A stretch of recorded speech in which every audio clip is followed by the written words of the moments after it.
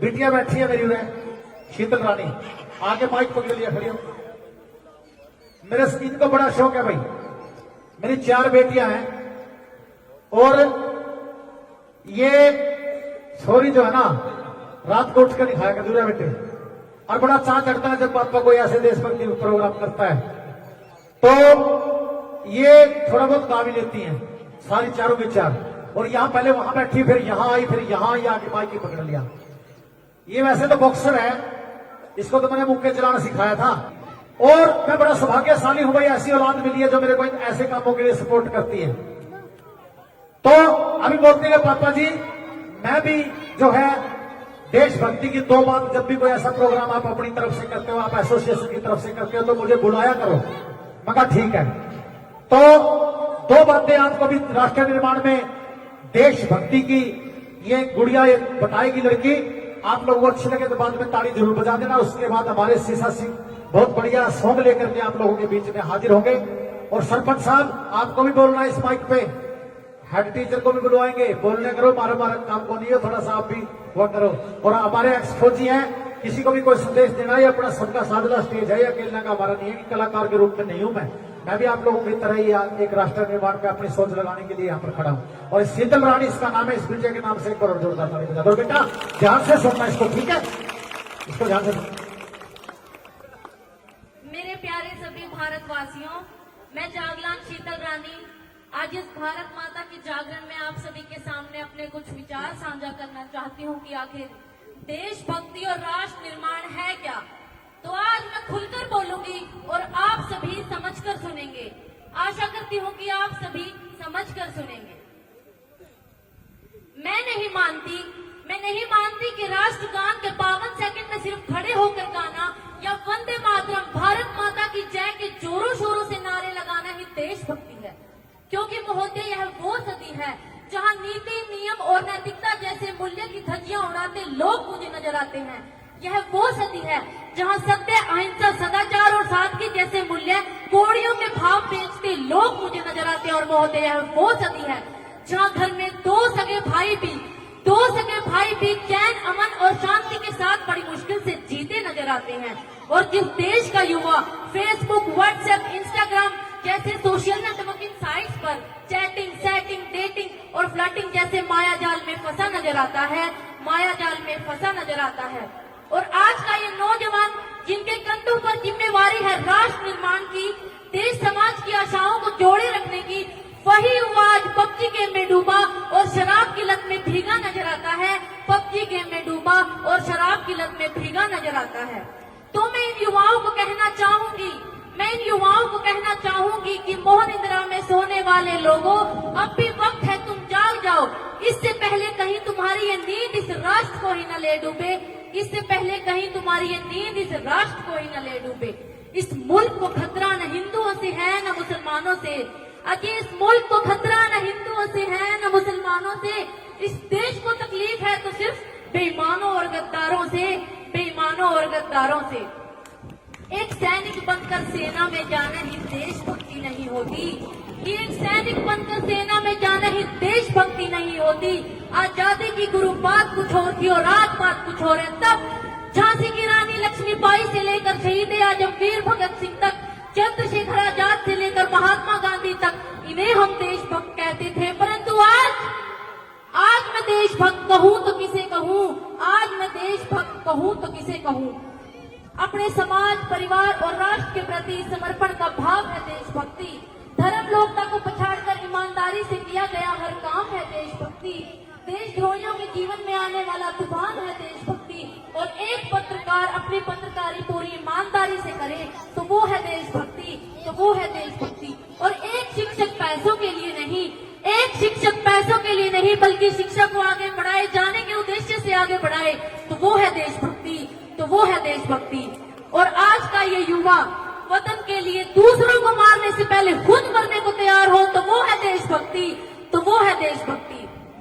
मैं इन देशद्रोहियों को तो लाइन कहना चाहूंगी कि ये हवा में जहर घोलने वालों, फिजाएं हमारे इशारों से बदलती हैं। और तुम क्या तस्वीर बदलोगे मेरे हिंदुस्तान की? शेरों के जिगरों में माँ भारती बसती है। और अगर आज बात मैं यहाँ महिलाओं की करूं तो महिलाओं को आरक्षित करने की जरूरत है, क्योंकि आज कन्या भ्रूण हत्या, दहेज प्रथा, बाल विवाह, बलात्कार जैसी बातें बढ़ती नजर आ रही हैं। तो नारी शिव शक्तिकरण में मैं अपनी कुछ पंक्तियां अदा करना चाहूंगी कि इस वतन की रक्षा करने का हम लड़कियों को भी हक है, इस वतन की रक्षा करने का हम लड़कियों को भी हक है। और इतिहास की किताबें उठाकर देख लो जिनको भी हमारी काबिलियत पर शक है, इतिहास की किताबें उठाकर देख लो जिनको भी हमारी काबिलियत पर शक है। किसी के लिए खुशियां लेकर आई हूं तो किसी के लिए गाली बरसाई हूं, और आज मैं इस वतन की रक्षा के खातिर कंधे से कंधा मिलाने आई हूँ, इस वतन की रक्षा के खातिर कंधे से कंधा मिलाने आई हूँ। और भारत माँ की बेटी हूँ, मैं तैयार हूँ सरहद पर जाकर सीने पर गोली खाने को, मैं तैयार हूँ सरहद पर जाकर सीने पर गोली खाने को।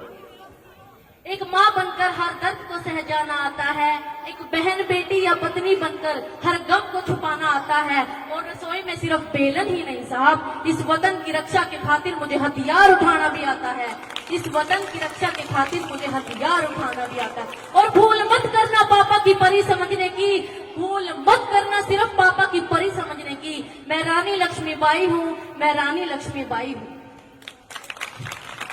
और अगर आज बात मैं यहाँ राजनीति की करूं तो मुझे कोई परहेज नहीं है राजनीति से, वरन परहेज है तो राजनेताओं की राज करने की नीति से, वरन परहेज है तो राजनेताओं की राज करने की नीति से। चुना गया उम्मीदवार राजा नहीं सेवक होना चाहिए, कि चुना गया उम्मीदवार राजा नहीं सेवक होना चाहिए, जो जनता की समस्याओं का निदान कर सके, जो जनता की समस्याओं का निदान कर सके। और हाँ, सांसद में जब लड़ झगड़ कर नहीं बल्कि सोच समझकर फैसले लिए जाएंगे तब हमारा राष्ट्र निर्माण संभव होगा, तब हमारा राष्ट्र निर्माण संभव होगा।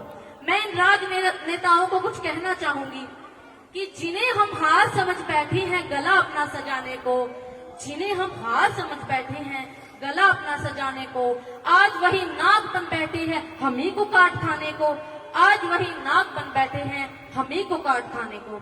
आज भ्रष्टाचार, काला धन इस देश के प्रमुख मुद्दे हैं कि इंसान तो चढ़ जाता है लेकिन इंसानियत चोट खा जाती है। और इस धन से सोने की चैन तो खरीदी जा सकती है, परंतु नींद की चैन की नींद सो नहीं सकते, चैन की नींद सो नहीं सकते, इस बात का मैं दावा करती हूँ। और हमारा राष्ट्र निर्माण तब संभव होगा जब एक गरीब बुजुर्ग की झोपड़ी को बदलकर उसका अपना घर होगा। हमारा राष्ट्र निर्माण तब संभव होगा जब प्रत्येक किसानों के खेतों में पानी पहुंचाया जाएगा। हमारा राष्ट्र निर्माण तब संभव होगा जब जाट, गुज्जर, मेघवाल की सोच, हमारे इनके भेदभाव करने की सोच हमारे दिमाग से मिटाई जाएगी। हमारा राष्ट्र निर्माण तब संभव होगा जब हमारा आइडियल, हमारा नायक कोई अभिनेता नहीं बल्कि वीर कमांडर अभिनंदन जैसा वीर योद्धा होगा, वीर कमांडर अभिनंदन जैसा वीर योद्धा होगा। और हमारा राष्ट्र निर्माण तब संभव होगा जब इस देश के विश्वविद्यालय और कॉलेजेस राजनीतिता के अड्डे नहीं बल्कि शिक्षा के मंदिर कहलाए जाएंगे, शिक्षा के मंदिर कहलाए जाएंगे। और हमारा राष्ट्र निर्माण तब संभव होगा जब बाबा आइंस्टाइन के साथ साथ नेहरू, महात्मा गांधी, राजगुरु सुखदेव जैसे महापुरुषों की जीवनी को भी आगे बढ़ाया जाएगा। और हमारा राष्ट्र निर्माण तब संभव होगा जब परीक्षाओं के पेपर लीक नहीं होंगे और इस देश के युवाओं के भविष्य के साथ खिलवाड़ नहीं किया जाएगा। परीक्षाओं के पेपर लीक नहीं होंगे और इस देश के युवाओं के साथ खिलवाड़ नहीं किया जाएगा। और अंत में किसी शायर की पंक्तियों और अपने तमन्नाओं के साथ इस वाणी को विराम देते मैं यूं कहना चाहूंगी कि काश मेरी जिंदगी में शरद की कोई शाम आए, कि काश मेरी जिंदगी में शरद की कोई शाम आए, काश मेरा ये जीवन मेरे इस वतन के काम आए, काश मेरा ये जीवन मेरे इस वतन के काम आए। कि न खौफ है मौत का न आरज़ू है जन्नत की, न खौफ है मौत का न आरज़ू है जन्नत की, बस जब कभी जिक्र हो शहीदों का तो उनमें मेरा भी एक नाम आए, तो उनमें मेरा भी एक नाम आए। अगर कोई पूछे मेरे बारे में तो मेरी ये पहचान लिख देना, उठाना तिरंगा झंडा सीने पर हिंदुस्तान लिख देना।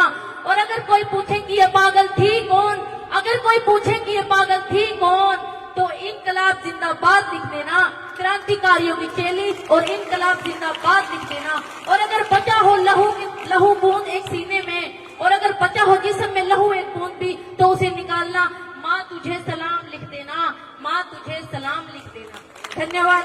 जय हिंद। जय भारत।